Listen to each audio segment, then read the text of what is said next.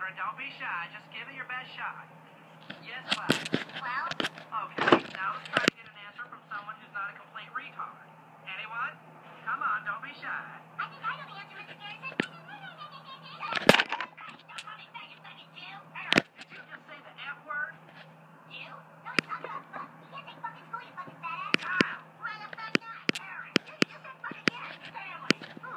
Kenny! What's the big deal? It doesn't hurt anybody. Fuck, fuckity, fuck, fuck, fuck. How would you like to go see the school counselor? How would you like to suck my butt? What did you say? I'm sorry. I think what I said was... How would you like to suck my butt? Holy shit, dude. Well, I must say I'm very disappointed in you. Oh no, they're shooting at us! I think bad guys are such terrible shots. Man, these guys are elusive. Murdered? Murdered? Who in the world would want to kill a camper? Don't look at me. I'm just keeping drum on my son.